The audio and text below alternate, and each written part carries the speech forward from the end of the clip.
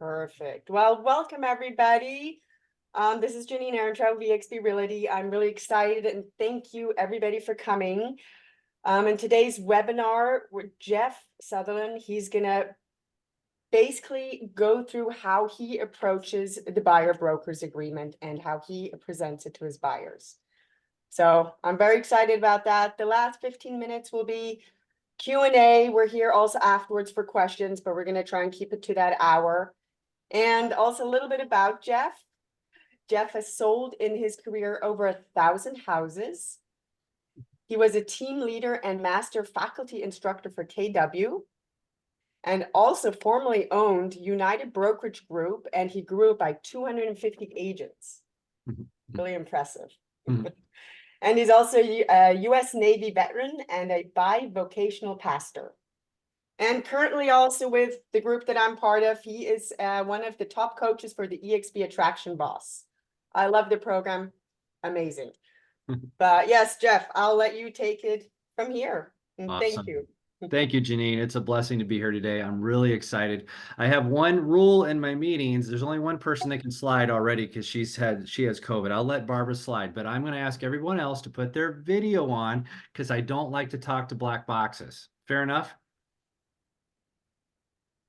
Thank you, guys. I really want to see some faces. I want to see some eyeballs. That's important to me. Sorry to interrupt. I have COVID as well, so I'm gonna need to have another pass. Okay, if you really want, yeah, no problem, guys. I just want to see as many faces as I can today. So I'm really excited to give this training because this is one of my biggest passions, guys, is essentially representing buyers. So I'm gonna share my screen with you guys, and I'm gonna see if I can put a little video panel over here to the side, and we'll start off. And let me ask you, can you see this in front of you? We're seeing it. All right, let's go. Hey, Dennis. All right, so this presentation I'm entitling Value Added Buyer Consultations. And a little bit about me. Well, before I talk about me, just a disclaimer. I know we have people from different states here, so it's really important for you to know that your most important resource is your broker. Okay, I'm not going to get into a lot of contract language, compliance language. I'm going to talk about how you can do an amazing presentation. So at the end, you can ask for a signature on a buyer broker and they'll gladly give it to you because you're providing value to the prospect and to the client. So please consult with your broker before you do anything on the contract. A little bit about me. I've been in business since 2001, licensed in 2001. Prior to that, I was an employee at Intel Corporation, and I was a supply chain manager there, worked really, really hard, got my MBA. And then after about 7 years of a very, very, hard-working environment, I decided I wanted to get into real estate, didn't know a thing about real estate. And then in 2002, I interviewed at a company called KB Home, a new home national home builder. And I'll always remember there was about 35 people in the room. And they asked me, why should we hire you as a new home sales rep, Jeff? And I said, well, I just quit a Fortune 500 company last week. And within a year from now, I'll be your #1 agent. So everybody laughed at me and they hired me, low. And a year from that day, I was #1 on the leaderboard in Phoenix, Arizona, out of like 45 agents. So I was really excited about that. That was like my first big accomplishment, leaving a corporate job and going into a real estate job, and really, did quite well. And Janine, if you could let the people in, you know what? Let me make you a co-host. That way you can let them in. There we go. You should see those now. Let me know if you don't. Okay, cool. So I got that job at KB Home, did very well, and I ended up becoming the regional sales manager over the east side of the Phoenix Valley. So I had about 14 communities. I had 45 agents that reported to me, and I learned everything you ever wanted to know about selling new homes. Sold hundreds of them myself.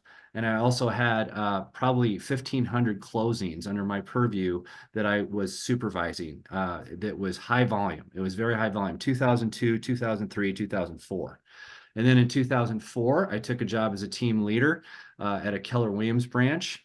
And I did fairly well with that. And I was asked to oversee 2 branches, actually, and took those 2 branches from about 200 agents to, from like 300 agents to about 525 in the course of 4 years.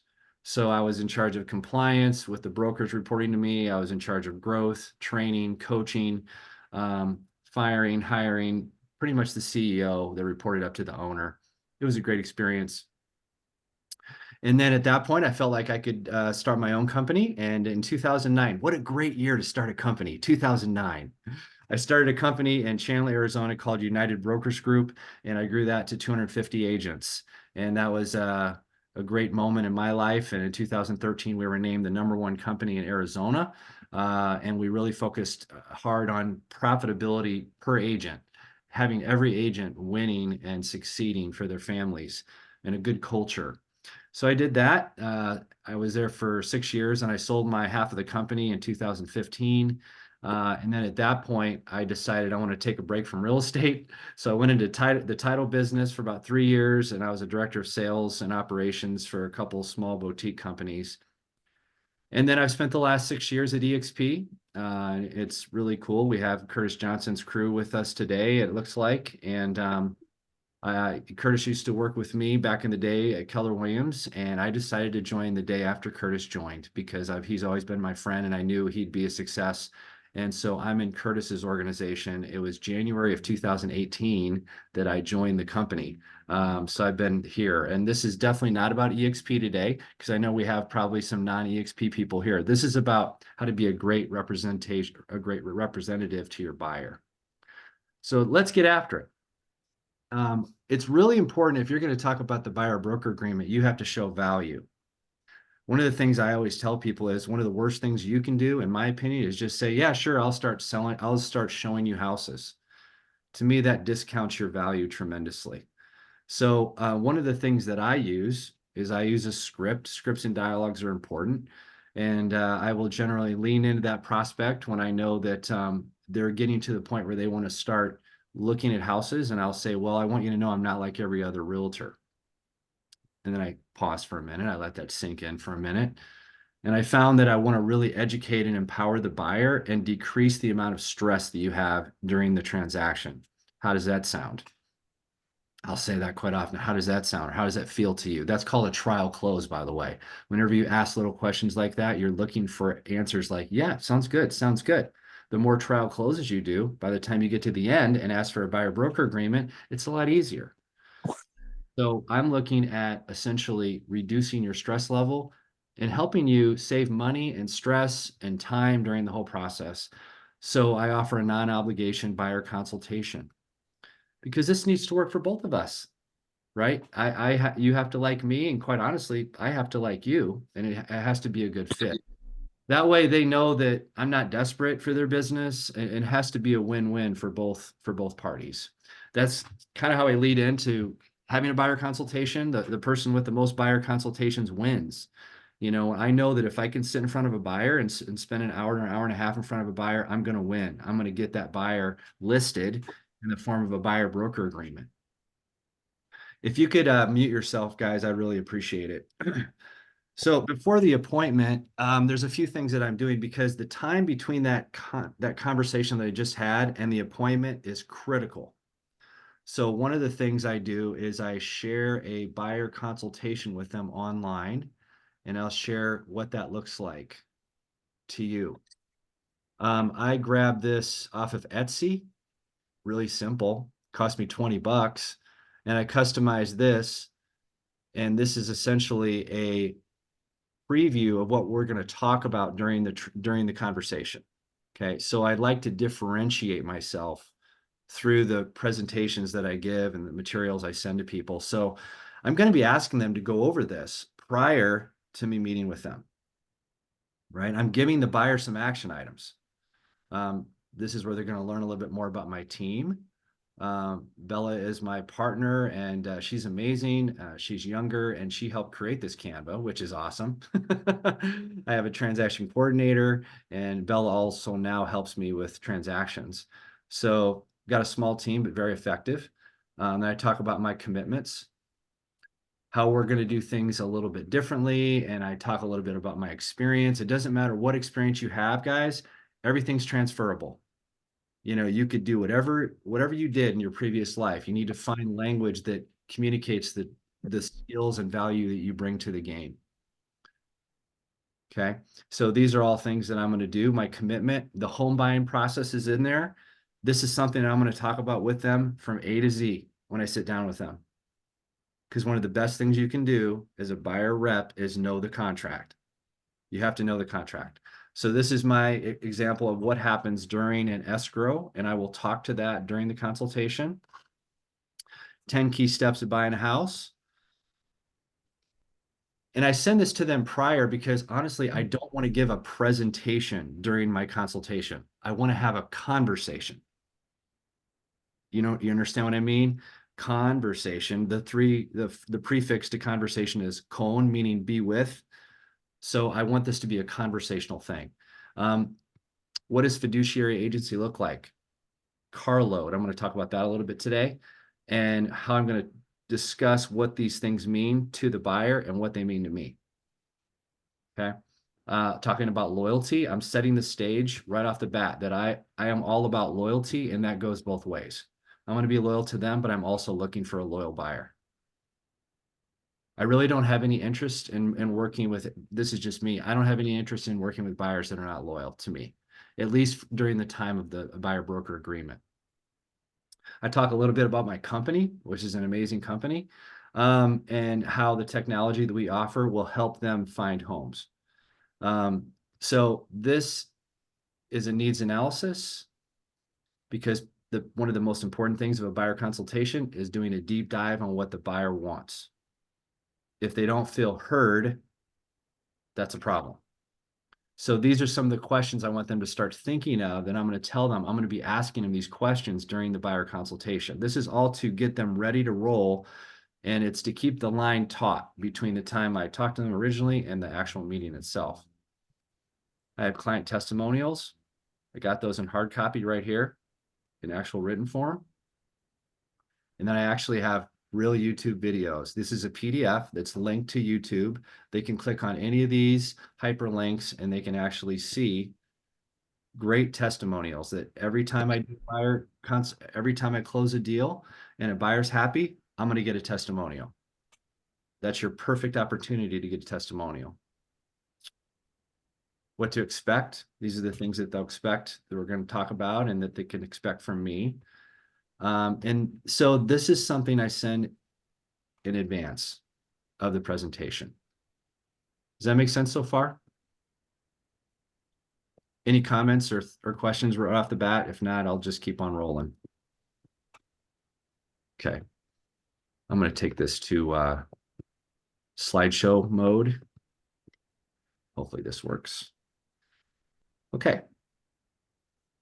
So next, I'm going to ask them to obviously read over that PDF, and then I'm going to ask them to watch a video, which I'll show you in a moment, which is another way that I differentiate myself before I get to the appointment. I need to get their attention, guys. I need to get their attention that I am a very good business person and professional, and I'll use different media to do that. I also will send them a blank copy of the contract and all the disclosures and the buyer broker agreement prior to the appointment. I don't believe in surprises. I believe that they need to be prepared, and I want them to have a chance to read it, because you're looking at half the population has an S or a C profile on the disc, which means they like information and they actually need it to make decisions. I'll ask them to write down questions prior to the appointment on anything that I've given them. That way they're totally equipped.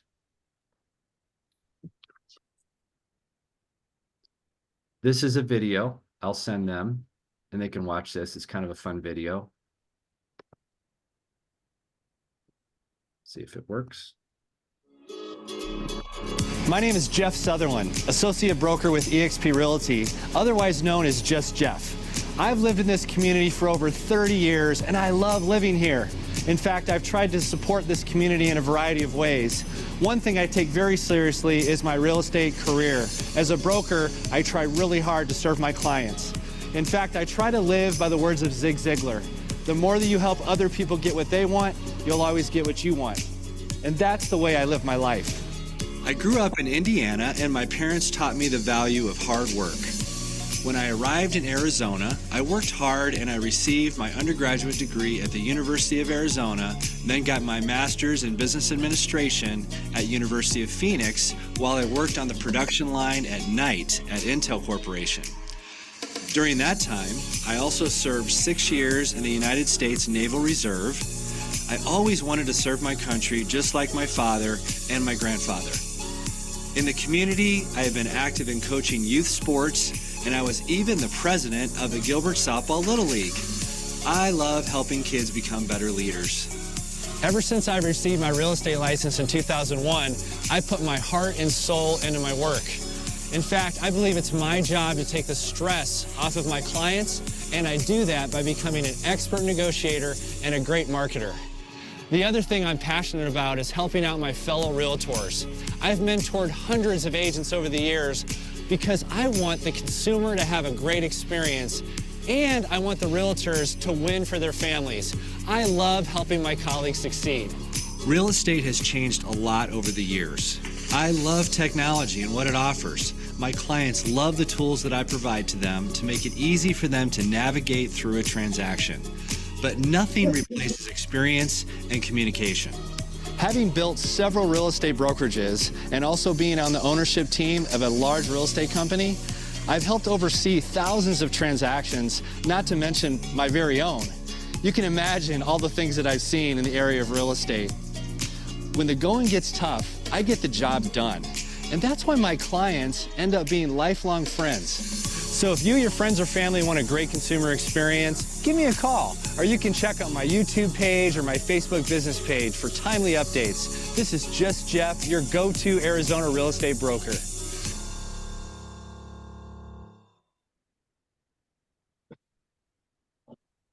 Okay, so you can see it's really important what you send out prior sets a stage.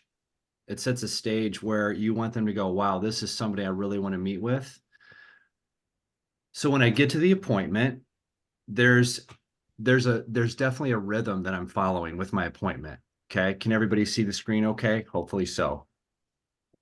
I learned this way back 20 years ago when I worked in new home sales. Everything in my mind is a rhythm, and there's a structured sales process. This is structured sales 101. The very first thing is I want to build rapport. We've all heard this before. I want to have commonalities. I want to find connections with the buyer. And then I'm going to do a deep dive. I'm going to ask them questions about their need. Everything that I ask them is about, how can I make this a great experience for them? And I need to understand exactly what they want in their home. So I'm asking good, deep questions, peeling the onion back several layers to make sure I'm very, very, very clear. The next one is I'm going to describe the journey from A to Z, and I'm going to talk about what carload is, which is an acronym that stands for confidentiality, accounting, reliability, loyalty, obedience, advocacy, and disclosure. That's a way of describing fiduciary service. So I'm going to talk about the contract. I know all the main milestones in the contract, as you should as well. One of the best strengths that you have in your toolkit is understanding the contract. If you don't understand the contract, you need to print out a blank copy, and you need to highlight every single benchmark and timeline in the contract, and then you'll become an expert at it. I'm going to review the paperwork that the client will sign. Hopefully they've actually looked it over a little bit. If not, I'm going to review that, ask them if they have any questions. Then I'm going to showcase my VIP buyer program, which I'll show you today. Then I'll finally get to the buyer broker agreement and how it protects both parties. And I'll show you how I can secure that. Finally, I do a close and I move forward. I overcome objections and I move forward with next steps. I wrote this acronym in there. It's called BAM-FAM. Does anybody know what BAM-FAM stands for? Book a meeting from a meeting. Anthony, book a meeting from a meeting. Awesome work. I wonder where you heard that from. Yeah. So you don't want to leave any appointment without booking another appointment. That's another basic sales strategy, right? Whether you're dealing with a buyer or seller or a recruit you're trying to bring over to your company, you have to do that all the time. So always moving the needle, always moving the football down the field. This is structured sales. If you notice, you can see it on the bottom. Build rapport, needs analysis, demonstration. That's where you're demonstrating yourself. You're demonstrating your skills. You're demonstrating your company. You're going to close the prospect, you're going to overcome objections, and then you're going to close again. That's structured sales. And I see there's some stuff in the chat too, Janine. So just interrupt me if somebody has something they want me to talk about. Yes, Dawn had something. This is a similar to old car acronym. But, Yes. can you explain that further? Yes. Great question. Old car is obedience. Let's see. I hear somebody. Could y'all mute? Can you mute that person, Janine, maybe? Okay, so old car is different than carload. Only difference is you got two A's with carload. So I throw in accounting and I throw in advocacy. With old car, I usually just stick with accounting. So old car is obedience, loyalty, disclosure, confidentiality, accounting, and reliability. Carload, I have advocacy and accounting. Very similar, just one extra A. Any other questions? All right, let's keep going. So these are some slides that I might use in the buyer consultation. I'm not talking to the slides, but I'm talking with them and hitting these different concepts. Also, in this whole slide deck I created for you guys today, after my presentation, if you will, I have a bunch of, I would say, best practices on how you can give better agency to your client. So just things that you should keep in mind as you're dealing with buyers through the transaction. But these are some things I'll immediately start to talk to them about. I know you guys have done this before, but it's a good reminder. Buyers, you'd be surprised. They don't know these things all the time, but you have to remind them of these things. No job changes during escrow. Be careful when you're doing credit pulls and applications. You shouldn't be moving money around to different accounts. You don't want to close or pay off any accounts without talking to the lender. It's good to let them know these are all the points in time where you're going to have to come out of pocket with money, because they don't really know what they have to pay, and they think they have to put earnest money down and a down payment and a closing. They forget about all these other midpoint times where they may have to take money out, cash, and pay for things. I need to know if anything material changes in their life, their situation during this whole process. Again, I'm bonding with them this whole time because at the end, I want us to accept each other, right? As a partnership. So these are just some of the things I talk about right off the bat. And I'm also setting myself as an authority figure throughout this process, an expert in this process. I talk about the due diligence process. Talking about how general inspections might be different from ancillary inspections. How long is the due diligence process? I explain the timelines. Like every state has different timelines. Our timeline in Arizona defaults with the inspection period being 10 days. But when we actually submit our repair request document, which is called a BINSR, when we submit that, that is when our inspection period is over. So the buyer doesn't get another bite at the apple after that. So I explain the timelines, the inspections, the reply from the seller, and then the buyer also has a chance to reply. That whole process could last up to 20 days in the Arizona contract. So I walk through that whole thing with them. Jeff, really quick to interrupt. Katie did have a question. How do you handle it if they haven't read or watched anything you sent yet? I just handle it with grace, right? It's you know, I'm not gonna beat them up for it, but in subtle ways, I'll say things like, it is really important that, you know, if we're going to partner together, that, you know, basically, you know, you're going to have some responsibilities along the way. And actually, when I talk about the buyer broker here in a few minutes, they do have responsibilities.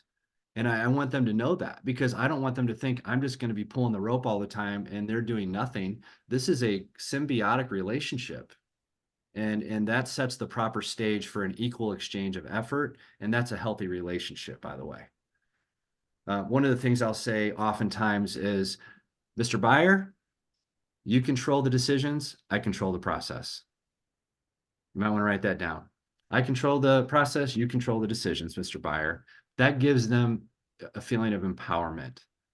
But I'm the expert of the process. So I know every timeline in the contract. I'll go through A to Z. I'll get out a yellow piece of paper and I'll scratch it out on a piece of paper if I have to. And I'm going to make that a conversation. And I'm going to tell stories, right? Stories bond people together too. Things that have happened in my past with transactions, of course, keeping confidentiality, just talking about things that happen and how I handled it. Because when I share stories, people know, wow, I can trust this person. He's a real person, so stories are powerful.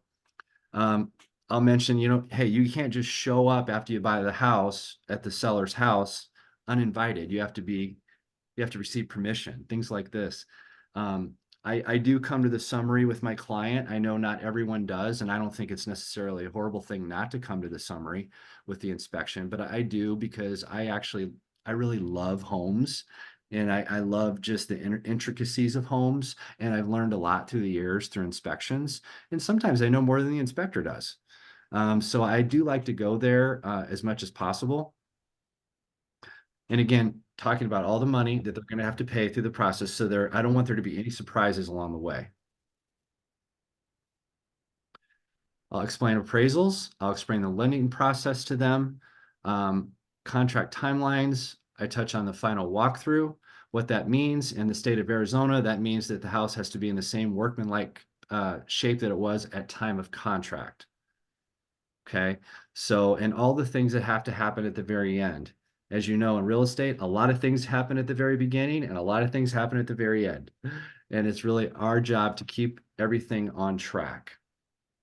Our duties after the inspection period, holding the seller accountable for getting their stuff done and getting receipts, holding the seller accountable for just proper disclosure. In some ways, I like to kind of overwhelm the buyer with all the stuff that we do, not because I want them to know, oh my goodness, I can't do this without them. And quite frankly, they can't. They can, but it's not going to be nearly as effective. So I want them to see the value of what we do. I'm going to talk about title and escrow quite a bit. I know a lot about title and escrow, so I'll jump into that. Talk about how we're going to review closing statement with them. I will show them comps of the area before they even write an offer. I'm going to explain what title policies are, because a lot of people, even in our industry, people don't really know who's paying for what and what it covers and the different types of title policies. So that's important. I'll talk about how they don't accept international money or cash. I do like to go to the signing appointments myself. And again, not everybody does, but I do. And I make it a marketing opportunity, because if I've done my job and I've made this a 10 experience, then usually they'd love to do a video. Most of my testimonial videos are right there at the end because the buyer's happy. And I tell my buyers that if I'm not a 10 during this whole process, I want you to tell me. Please, I'm not a mind reader. My goal is a 10 experience. And I keep saying that through the transaction. And the reason I do that is, long ago when I used to work for KB Home, there was another great national home builder named Pulte. You may have heard of them.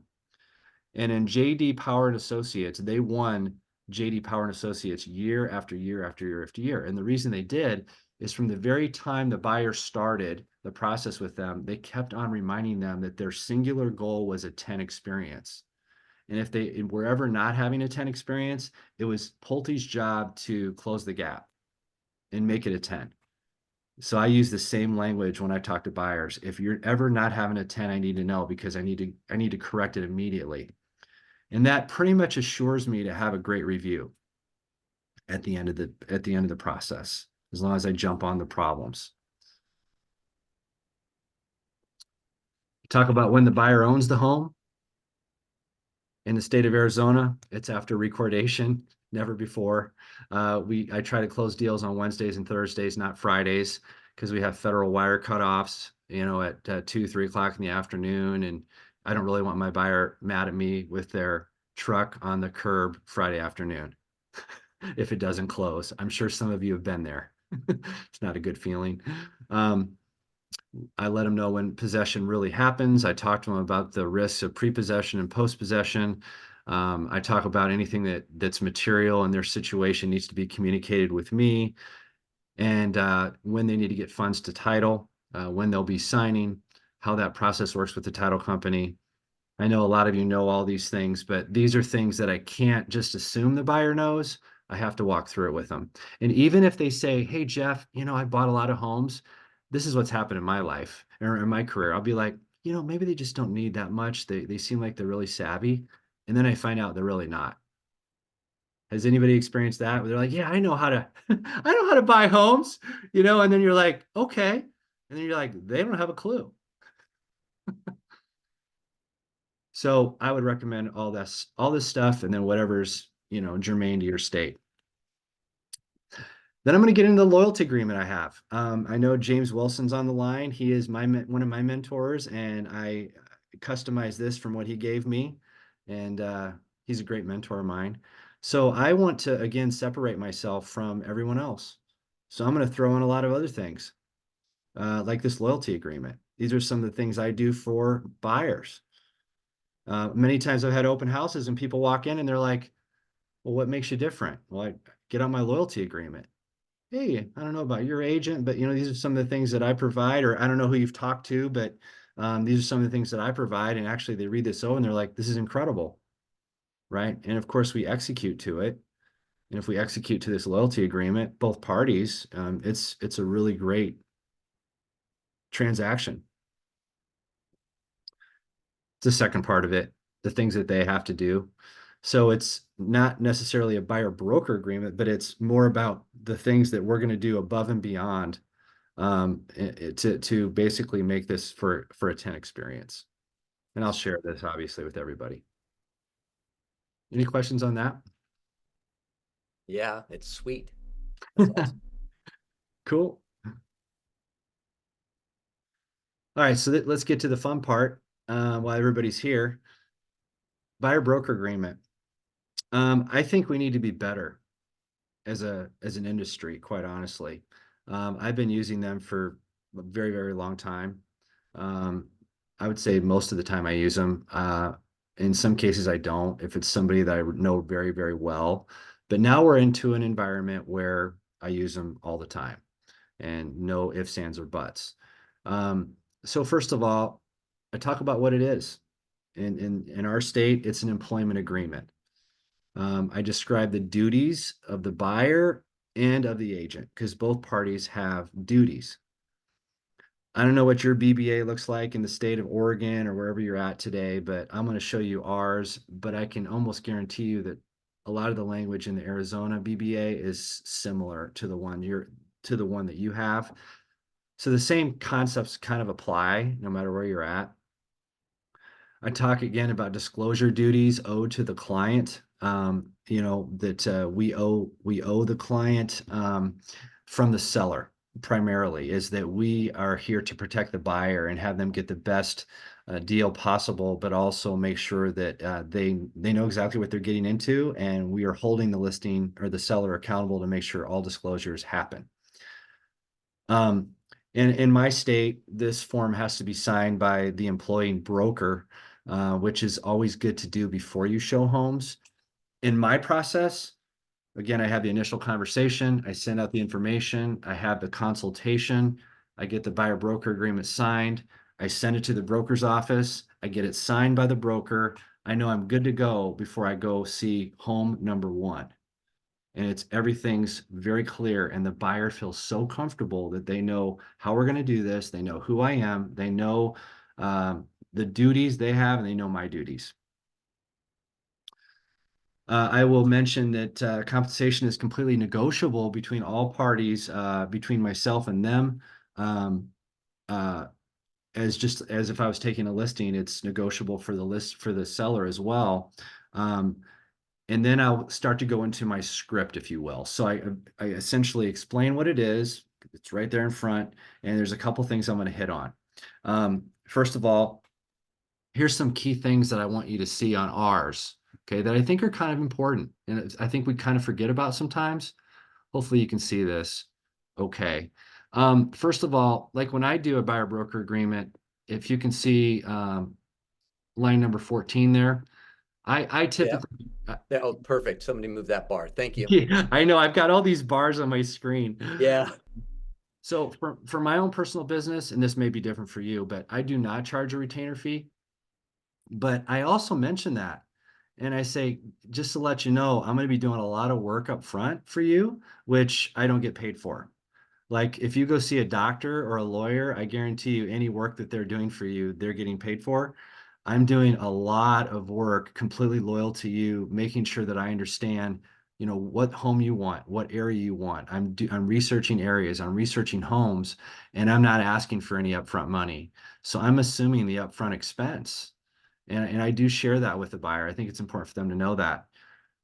In terms of property viewings, I want them to remember that I just don't want them to go to a property without me, period. Any house. Yeah, I mean, have you ever had an open house and you wonder why so many people come in the door without their agent? I want to be with them. That's part of what I offer them as far as value. So I don't want them to go anywhere on their first visit without me, especially the first visit. It's right there, lines 18 through 20. I'll talk about new builds.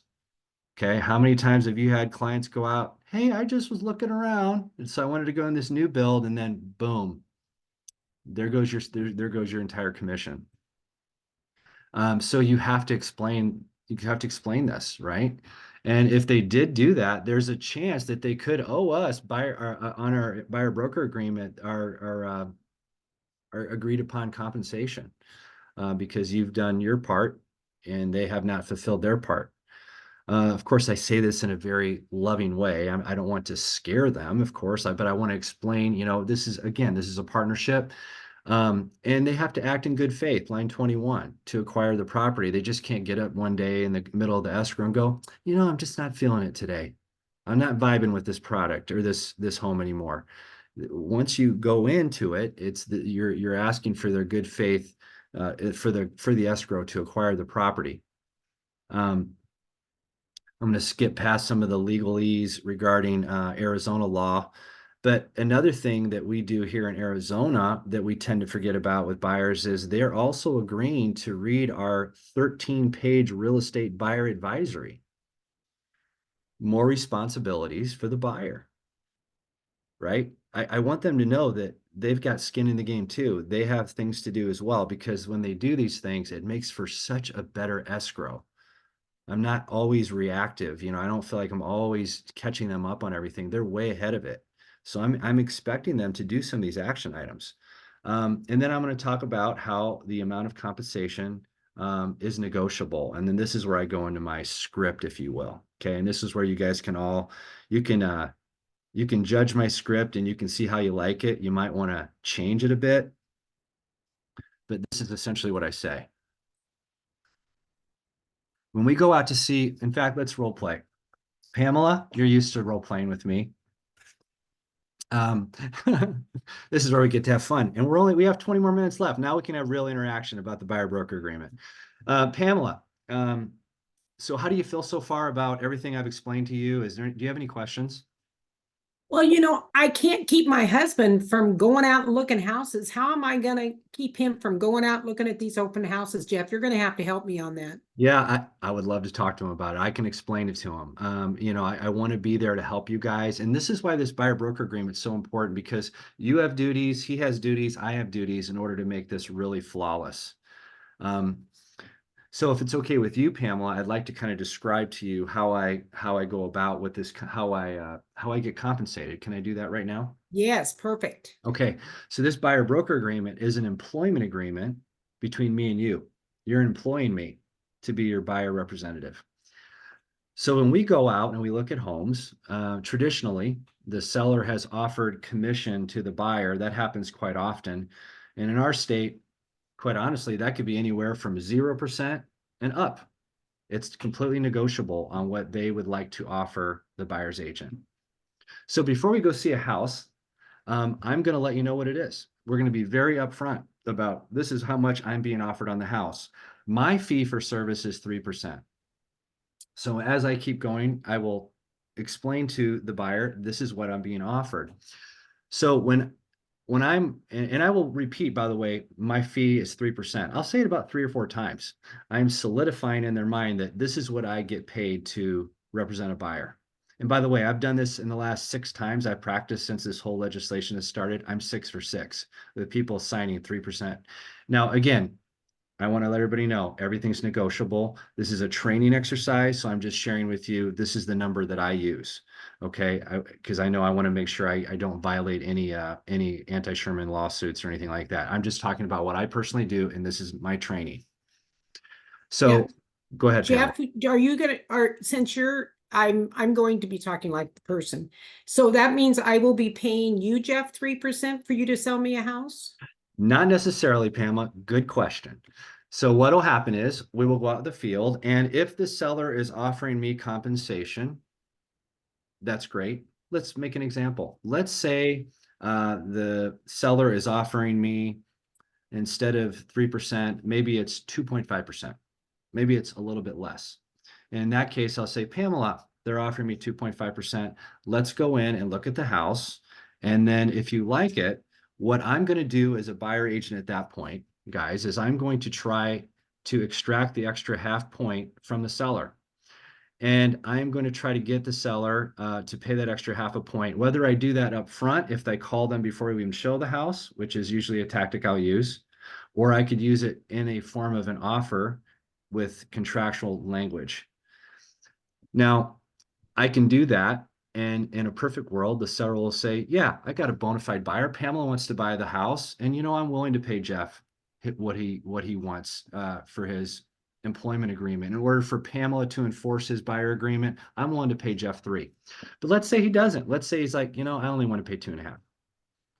So at that point, I'm going to try like heck for the rest of the transaction to prove to you, Pamela, that I was worth an extra 0.5%. I'm going to try to negotiate very well on your behalf and work this file flawlessly. And at the end, at the closing table, I'm going to look you in the eye and I'm going to say, Pamela, was I worth the extra 0.5%? And you're either going to say yes or you're going to say no.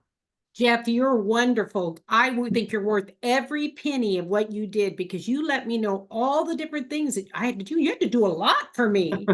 Thank you, Pamela. That's what Thank you. you're hoping to say. Thank you. And now let's say she says no, and I'll tell her this up front. If you say no, we're going to hug it out because I care about our relationship more than my particular commission because I want your referrals. But I will tell you, almost every time I've had them gladly pay it because I do work hard and it's about value. It's always about value. And if you provide value, they will pay you. Now, again, we're talking about 0.5% in this example, right? Now you have choices too. If you're running into a listing and they're paying a very low percentage to you, you have choices, right?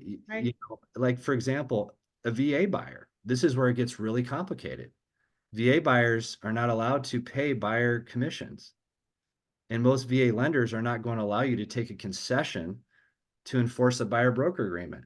So this is a long conversation you have to have with your VA buyers up front and say, in some instances, I may not even be able to represent you, especially if you don't want to go work for next to nothing. Right. Does it make sense? So this go ahead. And if they have a lender, I mean, I would suggest to them that if they have a lender, I would probably talk to their lender too, just to make sure. I'm just talking for everybody on the call, just to make sure that those situations for that compensation, the closing costs and things, because I was a lender for 10 years too. So if you do that, but if you've told them all along with this lender, like you did with that list you went through and told them all the things, they would be discussing all this with you, Jeff. I believe that. So I do, and I believe as long as you're upfront with people and you say, listen, this is how I make my money, this is how I earn a living. My fee is 3%. That's what I say, and I get it. And now I just have to determine who am I going to get it from, and I've not failed yet on it especially since we've started all this out there. But this is something I've been doing for years, and so it's not really that new to me, but I think we need to get better at it. Always comes back down to value. And if we do a good job with presenting this the right way, we should be doing a lot better than what we even did before, because in my opinion, we're going to lose a lot of agents. A lot of people aren't going to be able to hang out anymore with us because they don't treat it like a business. So those of us that are left over treating it like a business should do fairly well. So, hey, Jeff, I have a quick question. Yeah, go ahead. So do you ever have anybody leery of signing because like they're putting their name on the line that they will make up the difference? And then you're saying, oh, at the end, if you don't want to, you don't have to. How do you handle that? Well, a couple things. Some people are leery to sign because they don't want a long-term relationship with somebody, and that's easy to overcome. So, what I'll usually do there is say, I can understand that. If I were you, I'd feel the same way. How about we do something for 30 days? You know, why don't we do a buyer broker agreement for 30 days? That way you're committed to me for 30 days and I'm committed to you. And if I can't prove to you that I'm the best agent out there in 30 days, then I'll gladly release you from the contract.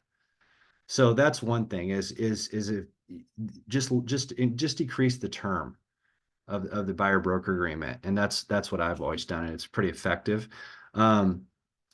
And in terms of being afraid to pay the shortfall, there's going to be times where if somebody doesn't want to sign something like this, first of all, they have choices too. If somebody's offering a really low percentage, if the seller's offering you a very low percentage, I've had buyers that are like, you know what, I don't want to go see the house because it's important for me that you get paid, Jeff. I've literally had that happen. Right? So everybody has choices. You have choices. The buyer has choices. You know, you don't have to necessarily represent somebody if you don't believe you're getting paid. If you believe you're going to have to be like working your butt off and not get paid hardly anything for it, or actually like go in the hole to represent somebody, you don't have to. So to me, everybody has choices. And to me, their choice is, are you willing to sign a buyer broker for the percentage that I require? So Pamela, did that help, Velvet? Yes, I'm specifically wondering if they're only afraid, they're saying, well, hey, I'm signing something that says I will make up the difference for 3%. Yeah. So what you And then you're telling me I don't have to. Yeah, what you How could does that do, work out legally? you could actually put that in the terms and conditions. You could actually say, this extra 0.5% is negotiable at the close of escrow based on the assessment of the performance of me. Okay, thanks. That's it.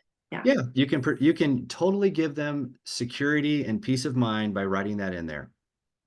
Now, Jeff, I'm along the lines of what Velvet was talking about. On your broker agreement, I noticed you had negotiable on the actual agreement at the time when before you even showed them a home, before you even found whether you found one that an agent was 2% or something like that.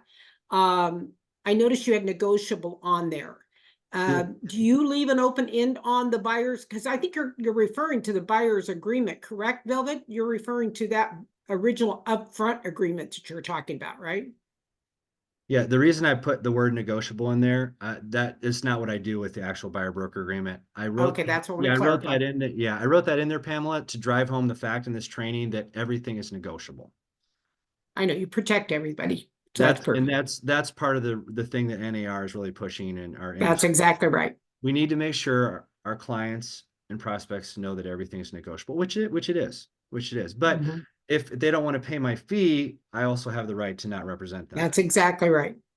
And if I'm doing a good job and I have enough people in my pipeline, it's actually a healthy thing to not do business with everybody. When you're a new agent, if you remember that, when you're a new agent, you know how like sometimes you were like desperate for a client, and then you knew in the back of your head there was something wrong with that client, and you're like, oh my gosh, I'm getting abused. And then you get abused the whole transaction. Have you ever had that happen to you as a new agent? And you're like, because you desperately want a client. Well, you'll never have that problem if you have a bunch of people in your pipeline and you learn how to lead generate, which is a whole nother class I can teach you. Yeah, thank you, Jeff. That clarifies, because I wanted to point that out. So if people were looking that way, kind of confused them. I wanted to make sure they understood why you did it on that document and why you were talking like you were. And that's why I brought that up. And I agree with you. I do believe that if you do your home, what you're doing right now, being so professional about everything and having that relationship, you won't have the issues. But a lot of times we're scared to even think the fact that we should be getting the full 6%. Some people when you're new, or if you don't have very many deals going. So it just, someone said something like on our meeting about writing down who you love or whatever you love or whatever, and it needs to be yourself. Well, you got to have that confidence yourself that you're doing the great job for them. And that's what it comes down to. Posturing. It comes down to a lot of paradigms and inner talk that you have about yourself, because 99% of conversations are with ourselves, and sometimes they're with other people. Hey, So- Jeff, do you ever, I'm sorry to Go ahead. interrupt. Do you ever put in a range? Like, you know, of the commission, like a range, 2 to 2.5%, 2.5 to 3, or 2 to 3? No. I know it's just because some of us are still afraid of asking what we're worth. I think that's what it comes down to. Anyway. Yeah, I know, I can appreciate what you're saying there. No, I don't, because I don't want there to be any kind of ambiguity around that. Just like when I put a close date on a contract, I don't say around that date. It's that date, right? That way, everybody's marching to the same date. So no, I don't put any ranges. But in this That's a good point. Yeah, Okay. and I would love to do a follow-up webinar on how to basically. There's so many, gosh, I wish we could talk all day about this. You have to have your own value that you believe in. It all starts with belief in everything in life. No matter what you do, you have to believe in your product, you have to believe in your company, you have to believe in yourself. So you do that through many things. You do it through affirmations, you do it through getting repetition, you do it through failures sometimes. But over time, you develop that muscle and you become very strong at it. But you have to go out there and be willing to fail a little bit. Boy, that's another class. Janine, I think I saw some other questions. Yes, yes. So there's 2 more questions. One from Julie. First-time home buyers usually don't have extra funds to pay commission. What is your experience in that? Is this being handled with the compensation from the lender, their lender?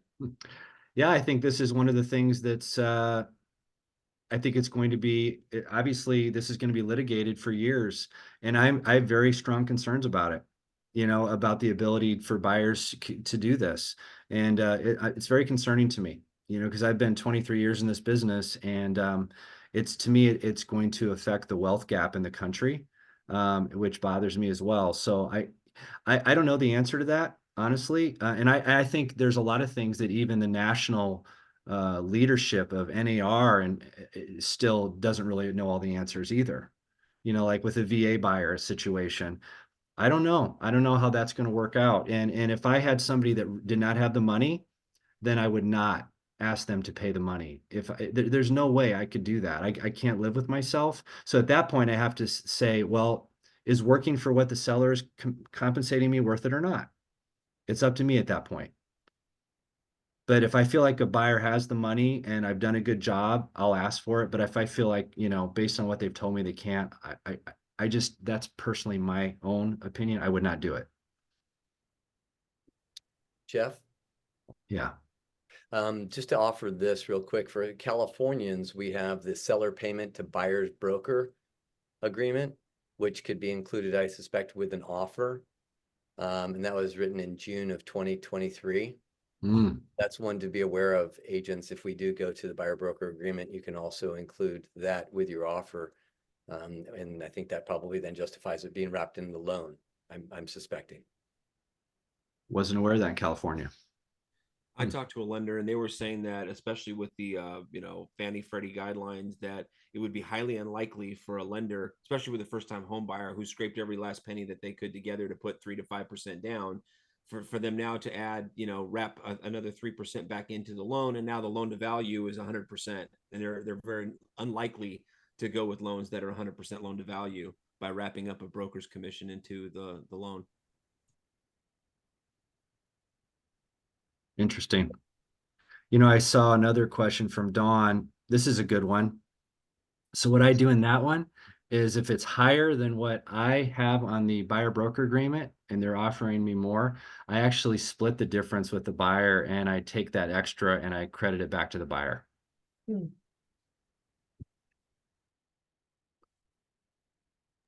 Did I hit the intent of the presentation today? I hope I did, because I don't know all the answers with the buyer broker agreement. All I know is I've been very successful in getting it signed over the years, and to me it's about service and value, and to me it all depends on the 99% of the stuff you do before asking for that document.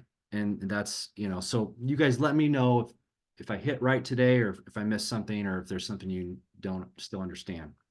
If you don't mind me saying, Jeff, I want you to know, I think the biggest thing here is that we're just gonna have to trust that all these other things are gonna work out, not get in too much of all that stuff about the commission and all the things that are going on out there.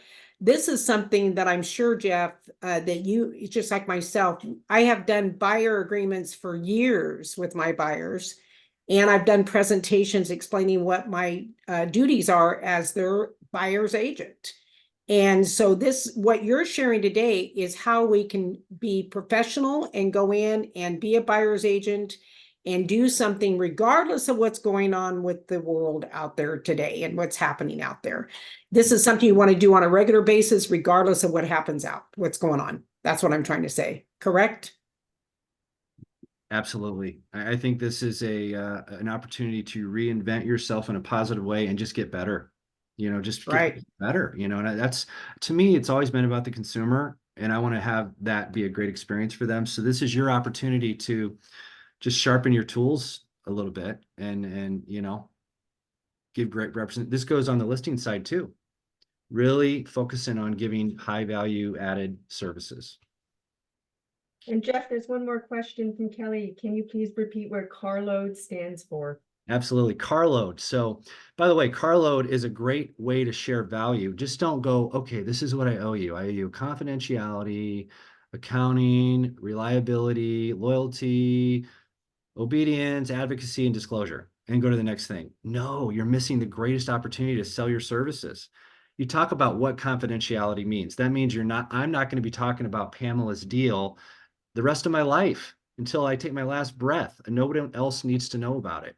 Actually, you'd be surprised. A lot of people appreciate that, especially if you have common circles of friends. They want to know that you're not going to go off and blab to their friends, right? What does obedience mean? That you're following instructions and they call the shots. As long as they're not illegal, you're going to do what they want you to do. And so then you share stories, little mini stories about how you've demonstrated this value and transactions in the past. People are blown away. Oh my gosh, this guy's the real deal. He understands it. You got to explain what fiduciary is, in my opinion. It's a great opportunity this year, guys. It's a great opportunity. If anybody wants to ever sit down with me, I do a lot of coaching with agents around the company. Just let me know. I'll put my email in the chat. Janine is an amazing resource as well. That's my email. Oh, shoot. Let me put it in the chat for everybody to see. Yes. And Jeff, also really quick, I had a lot of questions for the presentation. If we can send everybody your presentation, and we'll also send you the recording. Absolutely. I'll put it out there for sure. For sure. Yeah. And we can do follow-ups on this too. If you guys want to talk a little bit of a deeper dive, maybe on lead gen or the different poles you should have in the water for different lead generation activities, right? I think an agent nowadays needs to have several things going on, right? I've got my social, I've got videos, I've got digital farming that I use through KV Core. I've got my sphere. I do a touch program for my sphere. That's really where I love talking the most, is marketing, is helping you build your business tremendously. The beauty of the company I'm in is I have multiple income streams, which most companies don't allow. I have several because of this platform that we work within, but we could always do that too. Anytime you want, Janine. Right. Perfect. Thank you so much, Jeff. This was wonderful. And everybody who's see Jeff's email in there. And yes, this was wonderful. Reach out to Jeff, reach out to me for any further questions. We're here to help. And also, since we were talking about the marketing, I do have an Instagram event coming up with Rob the Realtor, and Rob is on here. I can see you, Robert. And yeah, that's going to be amazing as well. So talk about social media advertisement. Can I want to say something, Jeff. I want to tout you. I think you're amazing. I think that what you have come up with today was fabulous. There was so much there that, even I know you're sending everything over to, but I mean, there is so much that every one of us can draw out of this and put into each one of our individual businesses. But most of all, I love your heart. I got getting emotional. So I have this opportunity that I wanted to tell you that I love your heart because of where you like to share and you help people and everything else. And that is something I just want to tell you, you're awesome. Thanks, Pamela. I love you too. You know, speaking of that, one last thing I'll end with you guys. It's really important. I gave a presentation in front of a big group yesterday, and I believe you'll win in real estate if you outlove your competition. Think about it. If you love your sphere of influence, like let's say you have 150 people in your SOI and you make it your singular goal to outlove anyone else and know each and every one of those families and not be attached to the outcome, not be attached to getting a transaction, but really caring and pouring into them and understanding their family and their children and their big milestones in their life, you will have no problems making as much money as you want in real estate, because it truly is about service for others and love for others. And that's the way I try to lead my business every day, through recruiting, through buyer and seller representation. So start there, you know, and you'll do well. You'll do well, and you'll get the skills as you go. We all learn. There's a gentleman in Phoenix. He said, "You're not a listing agent until you go on 50 listing appointments." His name was Russell Shaw, very, very big player here. And it's kind of true. You're going to have to put some reps in to get better at this. So ask your friends to practice. You know, ask if you can just practice in front of people. If you don't have a buyer right now, they'll gladly accept. Just practice on people. Do a CMA and go out and visit people. And even on the listing side, maybe they have no one to do. Maybe they don't want to sell their house at all. But would they be willing to listen to you and let you practice? Anyway, I could keep going on and on, Janine. I'm done. I love it. I love it. Thank you. Thank you. Thank you. This is fantastic. Have a good day, everybody. Jeff, thank you. You're awesome, my friend. Thanks, guys. See ya. Oh, Thanks. wait, whoever's on A and D Oh for yeah. carload. A&D, A and D, advocacy and disclosure. advocacy and disclosure. Outstanding. And All right, bro. accountability. Accountability and advocacy, to the two A's. Yeah, you got it. Okay. Yeah, See awesome. you. Take care, buddy. Bye-bye.